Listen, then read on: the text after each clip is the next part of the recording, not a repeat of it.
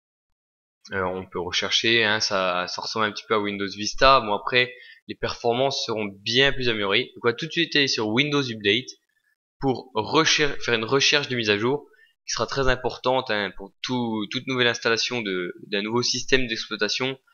Il va falloir installer les nouvelles mises à jour. Donc Windows Update, voilà, vous aurez généralement un bon paquet de mises à jour à faire. Ici on a un petit icône afficher le bureau qui affiche le bureau, qui met toutes les applications en transparence pour afficher le bureau. Donc dans cette barre des tâches, eh bien on peut faire par exemple glisser directement les icônes. C'est très fluide. Pour les ouvrir, juste à cliquer dessus. Donc voilà, vous pouvez la faire glisser où vous voulez, hein. Après, vous pouvez également détacher un programme de la barre des tâches en faisant clic droit, détacher ce programme de la barre des tâches. Par exemple ici mon lecteur Windows Media. Et bien pour ouvrir, voilà, on clique dessus, hein. Internet s'ouvre. Pour revenir à Windows Update, un dernier point, il vous faudra donc rechercher les mises à jour, les installer, faire plusieurs redémarrages, installer à chaque fois de nouvelles mises à jour. Ça va faire au moins 3 redémarrages. Ici on a donc notre bibliothèque avec nos différents médias et documents, images, musique, vidéos, etc.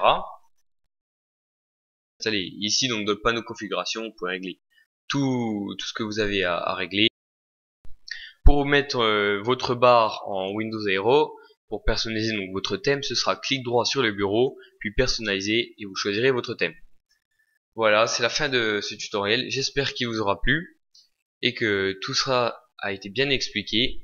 Je vous remercie d'avoir visionné cette vidéo. Au revoir.